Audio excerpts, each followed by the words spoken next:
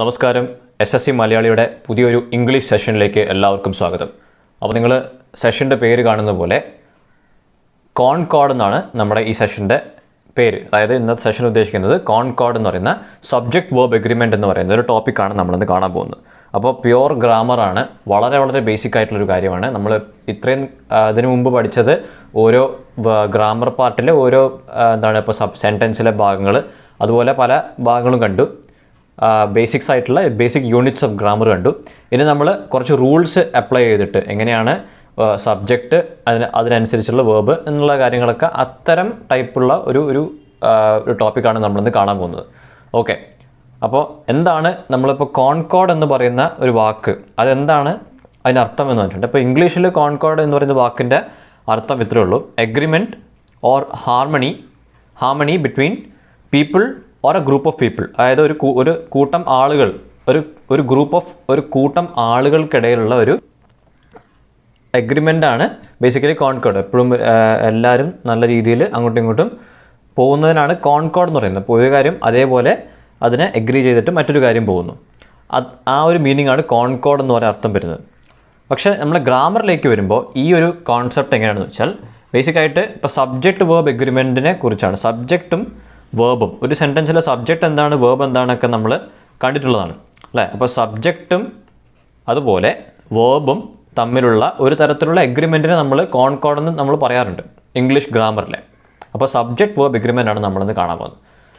ഒരു സബ്ജക്റ്റ് അതുപോലെ തന്നെ ആ സബ്ജക്റ്റിൻ്റെ റൂൾസിന് എഗ്രി ചെയ്യുന്ന, അതിന് റൂൾസിന് അതേപോലെയുള്ള എഗ്രിമെൻറ്റിലുള്ള റൂൾസിലുള്ള ആ തരത്തിലുള്ള വെർബ് തന്നെ ഫോളോ ചെയ്യണം ഒരു സെൻറ്റൻസിൽ. അതാണ് നമ്മളിന്ന് സബ്ജക്റ്റ് വേർബ് എഗ്രിമെൻറ്റിൽ കാണുന്നത്. അപ്പോൾ അത് നമ്മൾ അതുപോലെ ഫോളോ ചെയ്തില്ലെങ്കിൽ സെൻറ്റൻസ് എന്താവും, ഗ്രാമാറ്റിക്കലി എറർ ആവും. അതാണ് അപ്പോൾ നമ്മളിന്ന് കാണാൻ പോകുന്നത്. വളരെ ബേസിക് ആയിട്ടുള്ളൊരു ഇതാണ്. ഇത് വെച്ചിട്ട് ഒരുപാട് ക്വസ്റ്റ്യൻസ് നമുക്ക് ആൻസർ ചെയ്യാൻ പറ്റും, നമുക്ക് സോൾവ് ചെയ്യാൻ പറ്റും. ഇത് ഏതാണ്ട് ഒരു ഇംഗ്ലീഷ് ഗ്രാമറിൽ, അല്ലെങ്കിൽ നമുക്കിപ്പോൾ SSC ഇംഗ്ലീഷിൻ്റെ ഒരു സിലബസിൻ്റെ ഒരു പോർഷൻ എടുക്കുകയാണെങ്കിൽ, പെർസെൻറ്റേജ് എടുക്കുകയാണെങ്കിൽ നല്ല ഒരു ശതമാനം നമുക്ക് ഇത് കവർ ചെയ്യാൻ പറ്റും. അല്ലെങ്കിൽ ഈ ഒരു ഭാഗം പഠിച്ചു കഴിഞ്ഞിട്ടുണ്ടെങ്കിൽ നല്ലൊരു ശതമാനം നിങ്ങൾക്ക് കവർ ചെയ്യാൻ പറ്റും. അത്രയും ഒരു പിവറ്റൽ ആയിട്ടുള്ള ഫണ്ടമെൻ്റൽ ആയിട്ടുള്ളൊരു ഏരിയയാണ് സബ്ജക്റ്റ് വേർബ് എഗ്രിമെൻറ്റ് എന്ന് പറയുന്നത്. ഓക്കെ, അപ്പോൾ സ്റ്റാർട്ട് ചെയ്യാം. ഒന്നാമത്തെ റൂൾ എന്ന് പറയുന്നത് ബേസിക് റൂളാണ്. അതായത് ഒരു സബ്ജക്റ്റ് സിംഗുലർ സബ്ജക്റ്റ് ആണെങ്കിൽ അത് ഫോളോ ചെയ്യുന്നത്, അല്ലെങ്കിൽ ആ സെൻറ്റൻസിൻ്റെ കൂടെ ആ സബ്ജക്റ്റിന് എഗ്രി ചെയ്യുന്നത് സിംഗുലർ വേർബ് ആയിരിക്കണം. സബ്ജക്റ്റ് സിംഗുലർ ആണെങ്കിൽ വേർബ് സിംഗുലർ ആയിരിക്കണം. അതുപോലെ സബ്ജക്റ്റ് പ്ലൂറൽ ആണെങ്കിൽ വേർബും പ്ലൂറലായിരിക്കണം. ഇതാണ് ആദ്യമായിട്ട് പഠിച്ചിരിക്കേണ്ട സംഭവം. അപ്പോൾ നമ്മൾ ഈ ഒരു റൂള് പഠിച്ചിട്ടുണ്ടെങ്കിൽ പിന്നെ മനസ്സിലാക്കേണ്ടത് എങ്ങനെയാണ് ഒരു സബ്ജക്റ്റ് സിംഗുലർ ആണ്, അല്ലെങ്കിൽ ഒരു വേർബ് സിംഗുലർ ആണ്, അത് പ്ലൂറലാണോ സിംഗുലർ ആണോ എങ്ങനെ മനസ്സിലാക്കണം. അതാണ് അടുത്ത സ്റ്റെപ്പ്. ആദ്യം ഇത് മനസ്സിലാക്കുക. സിംഗുലർ സബ്ജക്റ്റ് ആണെങ്കിൽ എപ്പോഴും സിംഗുലർ വെർബാണ്. അതുപോലെ പ്ലൂറൽ സബ്ജക്റ്റ് ആണെങ്കിൽ എപ്പോഴും പ്ലൂറൽ വെർബുമാണ്. അത് ആദ്യം മനസ്സിലാക്കുക. രണ്ടാമത്തെ സ്റ്റെപ്പാണ്, ഒരു സബ്ജക്റ്റ് സിംഗുലർ ആണെന്ന് മനസ്സിലാക്കാൻ വലിയ ബുദ്ധിമുട്ടുണ്ടാവില്ല അല്ലേ. ഒരു സബ്ജക്റ്റ് ഇപ്പോൾ നമ്മൾ എസ് ചേർത്തിട്ടുണ്ടെങ്കിൽ മെജോറിറ്റി സബ്ജക്റ്റുകളും നമ്മൾ എസ് ചേർത്തിട്ട് എസ് ഫോമിലാക്കി കൺവേർട്ട് ചെയ്താൽ എന്താവും, അത് പ്ലൂറലാവും. അപ്പോൾ സബ്ജക്റ്റ് സിംഗുലർ പ്ലൂറൽ ഏതാണെന്ന് മനസ്സിലാക്കാൻ അല്ലെങ്കിൽ കണ്ടുപിടിക്കാൻ വലിയ ബുദ്ധിമുട്ടുണ്ടാവില്ല. പക്ഷേ ഒരു വേർബ് നിങ്ങൾ തന്നിട്ട് അത് സിംഗുലർ വെർബാണോ പ്ലൂറൽ വെർബാണോ എന്ന് മനസ്സിലാക്കണമെങ്കിൽ കുറച്ച് ശ്രദ്ധിക്കേണ്ട ചില കാര്യങ്ങളുണ്ട്. അത് ചിലപ്പോൾ കൺഫ്യൂഷനായിട്ട് അങ്ങോട്ടും ഇങ്ങോട്ടൊക്കെ മാറിപ്പോയേക്കാം. അപ്പോൾ ഇവിടെ രണ്ട് പോയിന്റ്സ് കാണുന്നുണ്ട്. ഒന്ന് സിമ്പിൾ ഫോമും എസ് ഫോം എന്ന് പറഞ്ഞിട്ട് രണ്ട് ഇത് കാണുന്നുണ്ട്. അപ്പോൾ ബേസിക്കായിട്ട് ഇത് രണ്ടും എന്ത് ഫോമിനാണ് ഉദ്ദേശിക്കുന്നത്, വേർബിൻ്റെ ഫോമാണ് ഉദ്ദേശിക്കുന്നത്. ഓക്കെ, സിമ്പിൾ ഫോമും എസ് ഫോം. അപ്പോൾ എന്താണ് സിമ്പിൾ ഫോം, എന്താണ് എസ് ഫോം? സിമ്പിൾ ഫോം എന്ന് പറയുമ്പോൾ ഇപ്പം കളിക്കുക, പ്ലേ എന്ന് പറയുന്ന ഒരു വേർബ് എടുക്കുക. അതൊരു ആക്ടിവിറ്റി ആണല്ലോ, അതൊരു വേർബാണ്. കളിക്കുക, പ്ലേ, PLAY. ഈ PLAY എന്ന് പറയുന്നതിൻ്റെ ഒരു സിമ്പിൾ ഫോം എന്താണ്, PLAY തന്നെയാണ്. PLAY എന്ന് പറയുന്ന പ്ലേ തന്നെയാണ് ഇതിൻ്റെ സിമ്പിൾ ഫോം എന്ന് പറയുന്നത്. ഇനി എസ് ഫോം എന്ന് പറഞ്ഞാൽ എന്തായിരിക്കും, ഇതിന് ചുമ്മാ എസ് ചേർത്താൽ എസ് ഫോമായി. അപ്പോൾ ഇതാണ് മനസ്സിലാക്കുക. ഇത് എസ് ഫോം, ഇത് സിമ്പിൾ ഫോം, ഇത് എസ് ഫോം ചേർത്താൽ പ്ലേസ് ആവും. അപ്പോൾ ഈ സിമ്പിൾ ഫോം എപ്പോഴാണ് ചേർക്കുക, എസ് ഫോം എപ്പോഴാണ് ചേർക്കുക എന്നുള്ളത് വളരെ ഇമ്പോർട്ടൻ്റ് ആണ്.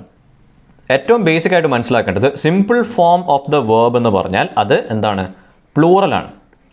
ഓക്കെ, ഒരു വേർബ് സിമ്പിൾ ഫോമിലാണെങ്കിൽ അത് is generally in plural form. Plural form ആണെങ്കിൽ പ്ലൂറൽ വേർഷനാണ് ഒരു വേർബിൻ്റെ പ്ലൂറൽ വേർഷനാണ് എന്ത് സിമ്പിൾ ഫോം എന്ന് പറയുന്നത്. അതായത് പ്ലേ എന്ന് പറയുന്നത് ഇപ്പം സിമ്പിൾ ഫോം ആണെന്ന് പറഞ്ഞല്ലോ. അപ്പോൾ ഇതെന്താണ് ആക്ച്വലി ഇതൊരു പ്ലൂറലാണ്. അതുപോലെ എസ് ഫോം ചേർത്തിട്ട് നമ്മളൊരു വേർബ് വിശേഷിപ്പിക്കുകയാണെങ്കിൽ അതെന്താണ് ആക്ച്വലി അത് സിംഗുലറാണ്. ആക്ച്വലി സിംഗുലർ സബ്ജക്റ്റിൻ്റെ കൂടെ ചേർക്കുന്ന സിംഗുലർ ടൈപ്പ് ഓഫ് വേർബ്സ് ആണ് ഈ എസ് ഫോം എന്ന് പറയുന്നത്, ഏറ്റവും ബേസിക് ആയിട്ട് പറഞ്ഞാൽ. അപ്പോൾ അതിന് അനുസരിച്ചിട്ട് ഇപ്പോൾ സിംഗുലർ സബ്ജക്റ്റ് ആണെങ്കിൽ എന്ത് ചേർക്കുക, സിംഗുലർ വേർബായിട്ടുള്ള എസ് ഫോം ചേർക്കുക. അതുപോലെ പ്ലൂറൽ സബ്ജക്റ്റ് ആണെങ്കിൽ പ്ലൂറൽ വേർബായിട്ടുള്ള സിമ്പിൾ ഫോം ഓഫ് വേർബ് ചേർക്കുക. അതാണ് മനസ്സിലാക്കേണ്ട രണ്ടാമത്തെ കാര്യം, സിമ്പിൾ ഫോമും എസ് ഫോം. അപ്പോൾ കൃത്യമായിട്ട് മനസ്സിലാക്കുക എന്താണ് സിമ്പിൾ ഫോം, എന്താണ് എസ് ഫോം, അത് ഏത് ടൈപ്പാണ് പ്ലൂറൽ, ഏതാണ് സിംഗുലർ. സിമ്പിൾ ഫോം എന്ന് പറയുന്നത് പ്ലൂറലും എസ് ഫോം എന്ന് പറയുന്നത് സിംഗുലറും. അപ്പോൾ പ്ലേ എന്ന് പറയുന്നതാണ് സിമ്പിൾ ഫോമിൻ്റെ എക്സാമ്പിൾ, പ്ലേസ് എന്ന് പറയുന്നതാണ് എസ് ഫോമിൻ്റെ എക്സാമ്പിൾ, പ്ലേയും പ്ലേസും. ഓക്കെ, ഏറ്റവും ബേസിക് എക്സാമ്പിളാണിത്. അപ്പോൾ നമ്മൾ പറഞ്ഞ കാര്യം തന്നെയാണ്, നമ്മൾ പറഞ്ഞു ഒരു വേർബിൻ്റെ എസ് ഫോമും സിമ്പിൾ ഫോമും.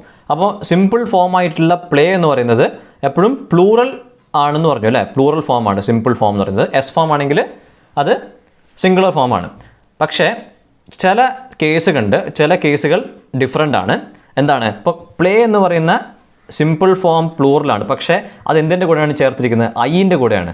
അപ്പോൾ ഈവൻ ദോ ഐ സിംഗുലർ ആയിട്ട് പോലും അതിൻ്റെ കൂടെ പ്ലൂറൽ ഫോം ഓഫ് വേർബാണ് യൂസ് ചെയ്തിരിക്കുന്നത്. അപ്പോൾ ഇത് ഇങ്ങനെ ഒരു ഡിഫറൻസ് വരുന്നത്, എക്സെപ്ഷൻസ് വരുന്നത് ഒന്ന് ഐൻ്റെ കേസിലും പിന്നെ ഏതാണ് യുവിൻ്റെ കേസിലും. ഐ ആൻഡ് യു ഈ രണ്ട് കേസിൽ മാത്രമേ ഇതുപോലെ സിംഗുലർ സബ്ജക്റ്റ് ആയിട്ട് പോലും plural form of the verb use ചെയ്യുന്നത്. ബാക്കി എല്ലാ കേസിലും സബ്ജക്റ്റ് സിംഗുലർ ആണെങ്കിൽ എപ്പോഴും singular form of the verb use ചെയ്യണം. ഏതാണ് singular form of the verb, S form use ചെയ്യണം. ഓക്കെ, ഐൻ്റെയും യുവിൻ്റെയും കേസിൽ എസ് ഫോം യൂസ് ചെയ്യരുത്, ഐ പ്ലേസ് എന്നും യു പ്ലേസ് എന്നും പറയരുത്. പക്ഷേ I play and you play. ബാക്കി എല്ലാ കേസിലും കണ്ട ഹീ സിംഗുലറാണ്, അപ്പോൾ പ്ലേസ് എന്ന് പറഞ്ഞു.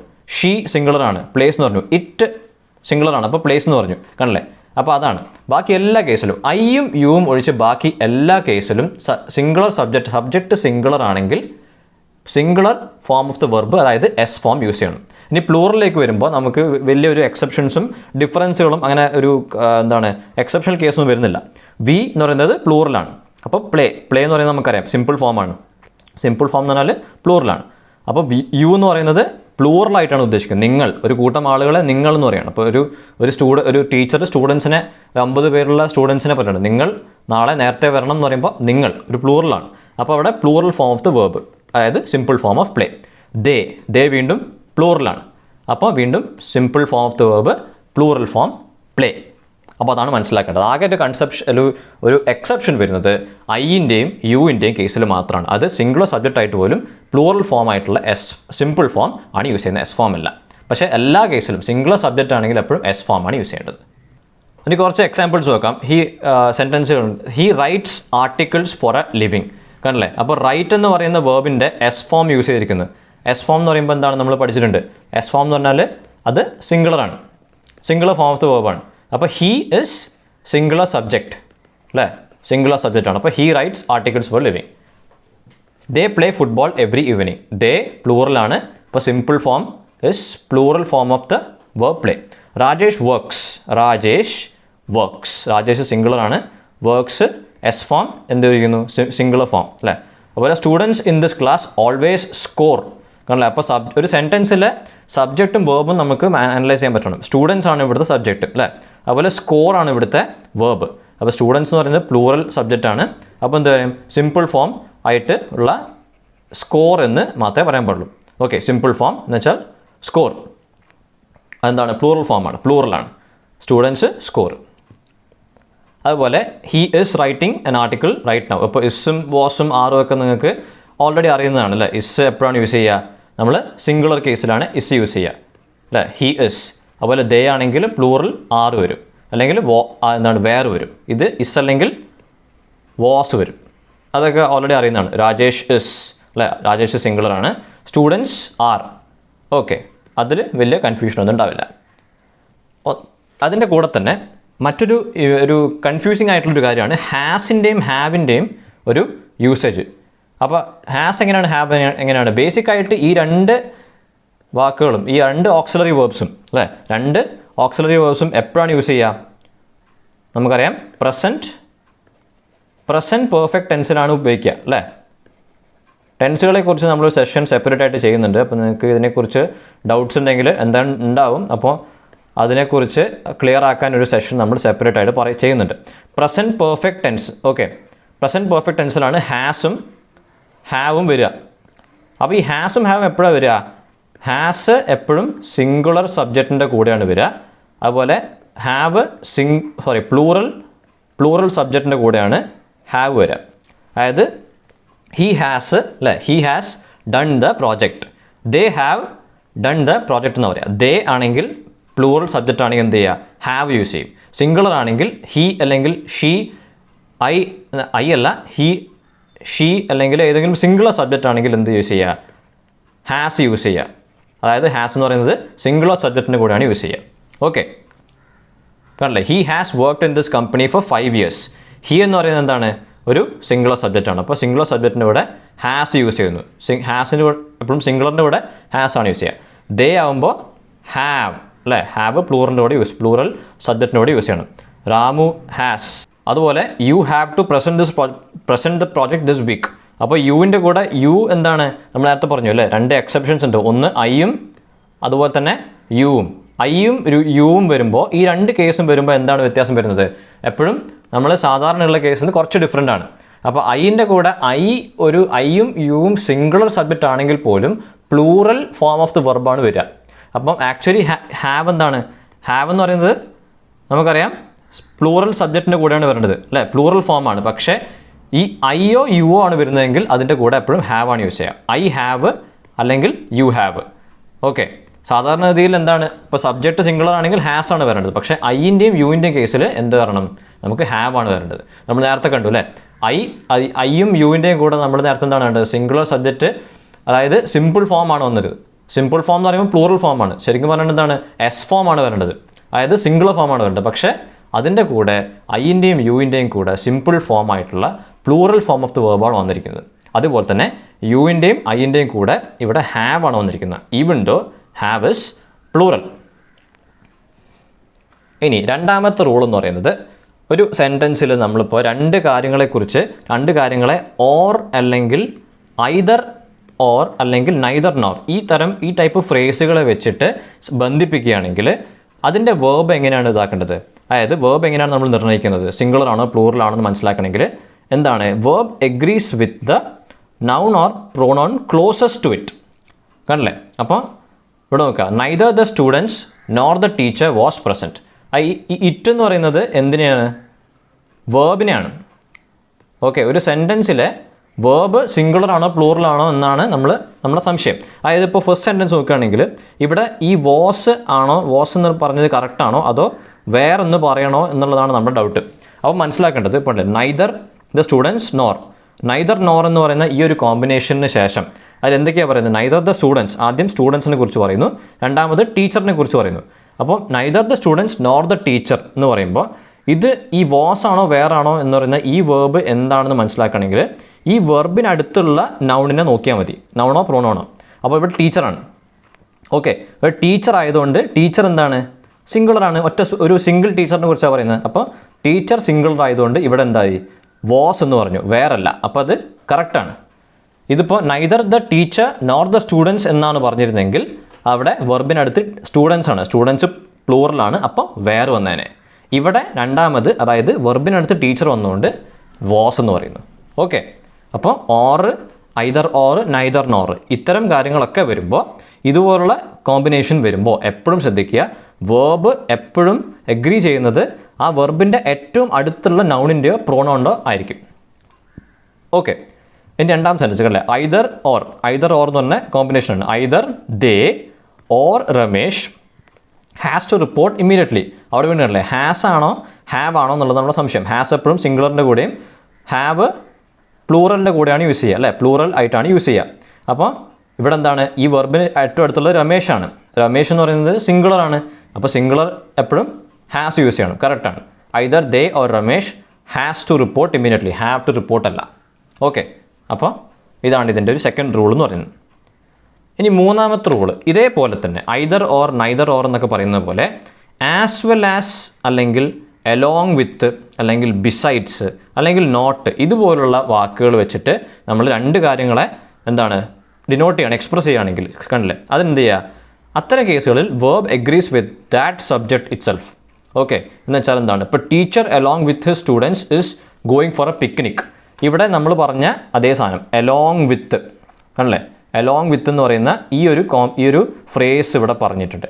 അത്തരം ഒരു ഫ്രേസിൽ എന്താണ്, teacher along with students is going four A picnic, അതായത് ഈ എലോങ് വിത്തിന് മുമ്പായിട്ട് ആരുടെ കൂടെയാണോ ടീച്ചർ എലോങ് വിത്ത് എന്ന് പറഞ്ഞാൽ, അപ്പം ഇതിന് എലോങ് വിത്ത് എന്ന് പറയുന്ന വാക്കിൻ്റെ മുമ്പിലായിട്ട് ഉള്ള സബ്ജക്റ്റ്, ആ സബ്ജക്റ്റിൻ്റെ അതിനോട് തന്നെ എഗ്രി ചെയ്യണം നമ്മുടെ വേർബ് എന്ന് പറയുന്നത് ഇസ്. ആണല്ലേ, the teacher along with his students എന്നായിട്ട് പോലും ഇവിടെ ആറല്ല വരുന്നത്, കറക്റ്റ് ഇസ് തന്നെയാണ് വരുന്നത്. Okay, the teacher along with his students is going for picnic. അപ്പോൾ as well as along with besides not ഇതൊക്കെയാണെങ്കിൽ എന്താണ്, ആ ഫസ്റ്റ് സബ്ജക്റ്റിനോട് തന്നെ എഗ്രി ചെയ്യുന്ന വേർബാണ് വേണ്ടത്. ടീച്ചർ സിംഗിൾ ആയിട്ട് ഇസ് തന്നെ യൂസ് ചെയ്യാം. Radha as well as her friends is studying for the test. കണ്ടില്ലേ, രാധ. അതുപോലെ ആസ് വെൽ ആസ് എന്ന് പറയുന്ന ഫ്രേസ്, ആ ആസ് വെൽ ആസിന് മുമ്പായിട്ട് രാധ വരുന്നത് കൊണ്ട് അതെന്തായി, ഇസ് വന്നു. Friends as well as her friends ആയിട്ട് പോലും ഇസ് ആണ് വന്നത്. ഇത് കറക്റ്റാണ്. അപ്പോൾ ഈ പറയുന്ന വാക്കുകളും റൂൾസൊക്കെ ശ്രദ്ധിച്ച് വെക്കുക. ഈ ടൈപ്പ് ഫ്രേസുകളാണ് സെൻറ്റൻസുകൾ ഉപയോഗിക്കുന്നതെങ്കിൽ ഇങ്ങനെയാണ് ഈ നിയമം വരിക എന്ന് പറഞ്ഞിട്ട് കൃത്യമായിട്ട് എഴുതി വെക്കുക. കാരണം ഇതുപോലെ തന്നെയാണ് ക്വസ്റ്റ്യനിൽ ചോദിക്കുക, ഒരു വ്യത്യാസം വരില്ല. അത് വർഷങ്ങളായിട്ട് SSC ഒരു മാറ്റവും വരുന്നുണ്ട്. അപ്പോൾ ഇംഗ്ലീഷ് ക്വസ്റ്റ്യൻ പേപ്പറിൽ എക്സാമിൽ നന്നായിട്ട് സ്കോർ ചെയ്യാൻ ഈ പറയുന്ന റൂൾസ് തന്നെ പഠിച്ചാൽ മതി. ഈ ഒരു സെഷൻ കഴിയുമ്പോഴേക്കും നിങ്ങൾക്ക് അത്യാവശ്യം ഒരു 10-50 മാർക്കിൻ്റെ ഒരു വകുപ്പായി. അതുകൊണ്ടാണ് വളരെ ഇമ്പോർട്ടൻ്റ് ആയിട്ടുള്ള ടോപ്പിക്കാണെന്ന് പറയുന്നത്. ആണല്ലേ, ഇപ്പം Raj as well as his friends was tested negative for COVID-19. ആണല്ലേ, അപ്പോൾ രാജ് ഇവിടുത്തെ നമ്മൾ പഠിച്ച ഒരു ഫ്രേസാണ് ആസ് വെൽ ആസ്, അല്ലേ, ആസ് വെൽ ആസ് എന്ന് പറയുമ്പോൾ അതിൻ്റെ കൂടെ എന്താണ്, അപ്പം ആസ് വെൽ ആസ് വന്നിട്ടുണ്ടെങ്കിൽ അതിൻ്റെ മുമ്പത്തെ സബ്ജക്റ്റ് നോക്കുക, ആ സബ്ജക്റ്റുമായിട്ട് എഗ്രി ചെയ്യണം. രാജ് സിംഗിളായിട്ട് വാസ് എന്ന് പറയുന്നു, അല്ലാതെ വേറല്ല, ഫ്രണ്ട്സ് ആയിട്ട് പോലും. Dan along with his brother's is attending the marriage. Dan along with his brother's, അപ്പോൾ എലോങ് വിത്ത് അതിന് മുമ്പ് ഡാൻ സിംഗിളറാണ്, സോ ഇസ് യൂസ് ചെയ്യുന്നു, കറക്റ്റാണ്. അതുപോലെ he as well as his sisters is well educated. He as well as, അല്ലേ, his sisters ആയിട്ട് പോലും ഹീൻ്റെ സബ്ജക്റ്റാണ് ചെക്ക് ചെയ്യുന്നത്, അതുമായിട്ട് എഗ്രി ചെയ്യുന്ന ഇസ് ആണ് യൂസ് ചെയ്തിരിക്കുന്നത്. പെർഫെക്റ്റ്ലി കറക്റ്റാണ്.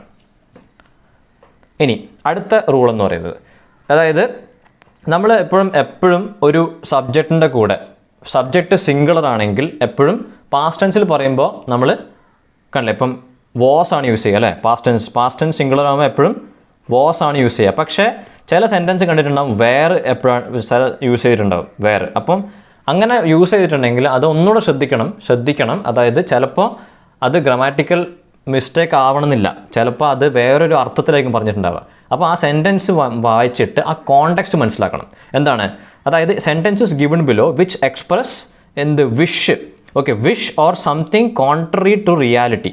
കോൺട്രറി ടു റിയാലിറ്റി എന്ന് പറഞ്ഞാൽ റിയാലിറ്റിയിൽ നിന്ന് വ്യത്യസ്തമായിട്ടുള്ള കാര്യങ്ങൾ, അല്ലേ, ഓക്കെ. അപ്പോൾ റിയാലിറ്റിയുമായിട്ട് ഒരു തരത്തിൽ യോജിക്കാത്ത കാര്യങ്ങളെക്കുറിച്ച്, അത്തരം കാര്യങ്ങളെക്കുറിച്ച് ഒരു ആഗ്രഹം പറയുകയാണ്. അപ്പോൾ ഒരിക്കലും നടക്കാൻ സാധ്യതയില്ലാത്ത പക്ഷേ ചുമ്മാ ഒരു ആഗ്രഹം എന്ന രീതിയിൽ പറയുമ്പോൾ, അത്തരം കാര്യങ്ങൾ പറയുമ്പോൾ നമ്മൾ വേർബ് യൂസ് ചെയ്യാം.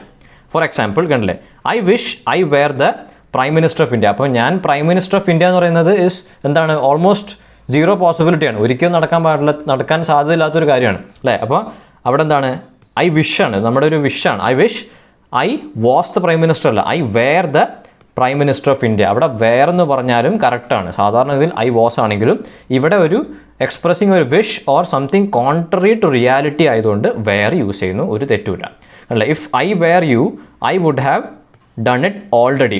അപ്പോൾ ഒരു സാങ്കല്പികമായിട്ടുള്ളൊരു സിറ്റുവേഷനാണ്. ഞാൻ നിൻ്റെ സ്ഥാനത്ത് ഞാനായിരുന്നുവെങ്കിൽ ഞാനത് പെട്ടെന്ന് എപ്പോഴേ ചെയ്തേനെ. അപ്പോൾ if I were you, if I was you അല്ല, if I were you I would have done it already. Okay, അല്ലാത്ത എല്ലാ കേസിലും സാധാരണ ഈ ഒരു കോണ്ടെക്സ്റ്റ് അല്ലാത്ത ബാക്കി എല്ലാ കേസിലും ഐ വാസ് ആണ് യൂസ് ചെയ്യേണ്ടത്. കുറച്ച് എക്സാമ്പിൾസ് ഉണ്ട്. If Suresh were a rich man. ഇപ്പോൾ ഐ എന്ന് പറയുന്ന സബ്ജക്റ്റിൻ്റെ കൂടെ മാത്രമല്ല, ഇപ്പോൾ വേറെ ഏത് സബ്ജക്റ്റ് ആണെങ്കിലും, ഇപ്പോൾ if Suresh were a rich man he could buy a bungalow. അപ്പോൾ വെയർ എ റിച്ച് മാൻ, അപ്പോൾ അങ്ങനെ ഒരു സാങ്കല്പികമായിട്ടുള്ള സിറ്റുവേഷനാണ്, ഹൈപ്പോത്തറ്റിക്കൽ സിറ്റുവേഷൻ എന്നൊക്കെ പറയാം, അല്ലേ. അപ്പോൾ സുരേഷ് വെയർ റിച്ച് മാൻ അവിടെ വെയർ യൂസ് ചെയ്യാം. Suresh was a rich man എന്ന് പറയുന്നതിനെക്കാട്ടും if Suresh were rich man എന്ന് പറഞ്ഞാൽ ഗ്രാമാറ്റിക്കലി കുറച്ചുകൂടെ കറക്റ്റ്, അല്ലെങ്കിൽ അങ്ങനെയാണ് പറയേണ്ടത്. അത് പറഞ്ഞാലും തെറ്റില്ല. ഓക്കെ, എക്സാമിനും ഇങ്ങനെ തന്നെയാണ് നമ്മൾ ആൻസർ ചെയ്യേണ്ടത്. ഇങ്ങനെ ആൻസർ ചെയ്തിട്ടില്ലെങ്കിൽ തെറ്റാണ്, നമ്മളെ ആൻസർ നമ്മളെ മാർക്ക് പോകും. Bill spends money as if he were a millionaire അല്ലേ. ഹി സിംഗുലർ സബ്ജക്റ്റ് ആണ്, എന്നിട്ട് പോലും വാസ് അല്ല നമ്മൾ യൂസ് ചെയ്യുന്നത്. എന്താണ് കാരണം? ഈ ഒരു സ്പെഷ്യൽ റീസൺ കാരണം മാത്രമാണ് വെയർ യൂസ് ചെയ്യുന്നത്. Okay, if it were possible to solve the puzzle I would done it. അപ്പം സോൾവിങ് ദ പസിൽ എന്ന് പറയുന്നത് അത്രയും ഇമ്പോസിബിൾ ആണ്. അപ്പോൾ if it were possible, it was അല്ല, ഇറ്റ് വെയർ. ഓക്കെ, ഇനി അടുത്ത റൂൾ എന്ന് പറയുന്നത് ഇപ്പോൾ സംസ് ഓഫ് മണി അല്ലെങ്കിൽ പീരിയഡ്സ് ഓഫ് ടൈം, ഒരു എമൗണ്ടിനെ കുറിച്ച് പറയുകയാണ്, അല്ലെങ്കിൽ ഒരു പീരിയഡ് ഓഫ് ടൈമിനെ കുറിച്ച് പറയാൻ, അല്ലെങ്കിൽ ഡിസ്റ്റൻസ് ദൂരത്തിനെ കുറിച്ച് പറയുകയാണെങ്കിൽ ആ പറയുന്നതിനെ നമ്മൾ സിംഗുലർ വേർബ് വെച്ചിട്ടാണ് നമ്മൾ ഡിനോട്ട് ചെയ്യേണ്ടത്, എക്സ്പ്രസ് ചെയ്യേണ്ടത് അല്ലേ. 10,000 rupees എന്ന് പറയുന്ന ഒരു സംഖ്യ, ആ സംഖ്യ മൊത്തമായിട്ട് ഒരു സംഖ്യയാണ്. അപ്പോൾ ആ സംഖ്യ എന്താണ്? ഒരു is a high price to pay അല്ലേ. ഇസ് എന്ന് പറയുന്ന സിംഗിൾ വേർബാണ് യൂസ് ചെയ്തിരിക്കുന്നത്. അതുപോലെ 60 years is the minimum age of retirement is.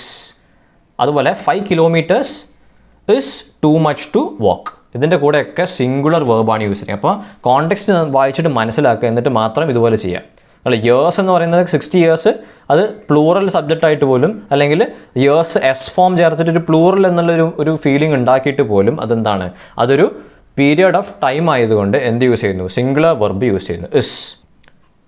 ഇനി അടുത്ത ഈ 6ാമത്തെ റൂൾ എന്ന് പറയുന്നത് വളരെ ഇമ്പോർട്ടൻ്റ് ആയിട്ട് SSC ഒരുപാട് തവണ റിപ്പീറ്റ് ചെയ്തതാണ്. അതായത് ഈ ഒരു റൂള് പഠിച്ച് കഴിയുമ്പോഴേക്കും നിങ്ങൾക്ക് SSC എക്സാമിൽ എന്തായാലും മിനിമം ഒരു 4 തൊട്ട് 6 മാർക്ക്, അല്ലെങ്കിൽ മിനിമം ഒരു 4 മാർക്ക് എന്തായാലും ഗ്യാരണ്ടീഡ് ആണ്. കാരണം അത്രയും തവണ SSCയുടെ ഏത് എക്സാം ആണെങ്കിലും അത് വീണ്ടും അവർ ചോദിച്ച ഒരു മോഡൽ ഓഫ് ക്വസ്റ്റ്യൻ ആണിത്. അതായത് ഏതൊരു സെൻറ്റൻസിലും ഇപ്പോൾ ഒരു ഫ്രേസ് കാണുകയാണ്, നോ സൂണർ എന്ന് പറയുന്നൊരു ഫ്രേസ് കാണുകയാണെങ്കിൽ അതിൻ്റെ കൂടെ എപ്പോഴും ദാൻ ആണ് ഫോളോ ചെയ്യേണ്ടത്, ദാൻ. അതുപോലെ സെൻറ്റൻസിൽ സ്കേഴ്സ്ലി അല്ലെങ്കിൽ ഹാർഡ്ലി അല്ലെങ്കിൽ ബെയർലി ഇതുപോലുള്ള ഫ്രേസുകൾ അല്ലെങ്കിൽ വാക്കുകളാണ് കാണുന്നതെങ്കിൽ അതിൻ്റെ കൂടെ എപ്പോഴും വെൻ ആണ് യൂസ് ചെയ്യേണ്ടത്, ദാൻ യൂസ് ചെയ്യരുത്. ഓക്കെ, അപ്പോൾ നോ സൂണർ ആണെങ്കിൽ എപ്പോഴും ദാൻ വരും. സ്കേഴ്സ്ലി, ഹാർഡ്ലി അല്ലെങ്കിൽ ബെയർലി എന്ന് കാണുകയാണെങ്കിൽ വെന്ന് വരും. എപ്പോഴും സെൻറ്റൻസിൽ അവർ മാറ്റിയിട്ടാണ് പറയുക. അതായത് എപ്പോഴും നോ സൂണറിൻ്റെ കൂടെ അവർ വെന്ന് ചേർക്കും, അതിൻ്റെ കൂടെ അല്ലെങ്കിൽ സ്കേഴ്സ്ലി, ഹാർഡ്ലി, ബെയർലിൻ്റെ കൂടെ അവർ എന്താണ്, ദാൻ ചേർക്കും. അപ്പോൾ അത് മാറ്റുക, അത് മനസ്സിലാക്കേണ്ടത് എന്താണ്, ജസ്റ്റ് മാറ്റിയാൽ മതി. നോ സൂണർ ആണെങ്കിൽ എപ്പോഴും ദാൻ ആണ് വരേണ്ടത്, നോ സൂണർ ദാൻ. അതുപോലെ സ്കേഴ്സ്ലി, ഹാർഡ്ലി, ബെയർലി വരികയാണെങ്കിൽ എപ്പോഴും വെന്ന് വരും. കുറച്ച് എക്സാമ്പിൾസ് ആണുമ്പോൾ ക്ലിയർ ആവും. അത് no sooner had the teacher entered the class than the students kept quiet. കാണല്ലേ, അപ്പോൾ ഇങ്ങനെയാണ് സെൻറ്റൻസ് വരിക. നോ സൂണർ എന്നിവിടെ കാണും, അത് വെച്ചാണ് സ്റ്റാർട്ട് ചെയ്യുക. അതിനുശേഷം than the students kept quiet എന്നാണ് പറയുക. Okay, than. അതുപോലെ barely had Raj reach the railway station when the train left. കണ്ടല്ലേ, ബെയർലി എന്ന് പറഞ്ഞിട്ട് പറയുകയാണെങ്കിൽ വെൻ ആണ് വരേണ്ടത്, ദാൻ ഒരിക്കലും വരരുത്, വെൻ ആണ് വരേണ്ടത്. അപ്പം എന്താണ് ഈ സെൻറ്റൻസിൻ്റെ അർത്ഥം? No sooner had the teacher entered the class than the students kept quiet. അപ്പം ഇത് എന്താണ്, ടീച്ചർ ക്ലാസ്സിലേക്ക് എൻ്റർ ചെയ്തപ്പോഴേക്കും എന്ത് ചെയ്തു, സ്റ്റുഡൻസ് കെപ്റ്റ് ക്വയറ്റ്, അതാണ് ഉദ്ദേശിക്കുന്നത്. അപ്പോൾ രണ്ട് സംഭവങ്ങളും ഒന്ന് കഴിഞ്ഞാൽ ഒരു കാര്യം കഴിഞ്ഞതിൻ്റെ കൂടെ തന്നെ മറ്റേ സംഭവം തുടങ്ങുകയാണ്. അതുപോലെ barely had Raj reach the railway station എന്ന് പറഞ്ഞാൽ അപ്പോൾ റെയിൽവേ സ്റ്റേഷനിൽ എത്തുമ്പോഴേക്കും ട്രെയിൻ ലീവ് ചെയ്തു. ഓക്കെ, അതാണ് ഉദ്ദേശിക്കുന്നത്. അതുപോലെ hardly had I seen Dinesh when he started running അല്ലേ. അപ്പോൾ ഹാർഡ്ലി എന്ന് പറയുമ്പോൾ അതിൻ്റെ കൂടെ തന്നെ എന്താ യൂസ് ചെയ്യേണ്ടത്, വെൻ എന്ന് യൂസ് ചെയ്യണം, കറക്റ്റാണ്. Scarcely had Rob started the journey when it started raining. അപ്പോൾ ബെയർലി, ഹാർഡ്ലി, സ്കേഴ്സ്ലി. ഹാഡ് എന്താണ്, സ്കേഴ്സ്ലി വരികയാണെങ്കിൽ വെൻ യൂസ് ചെയ്യണം.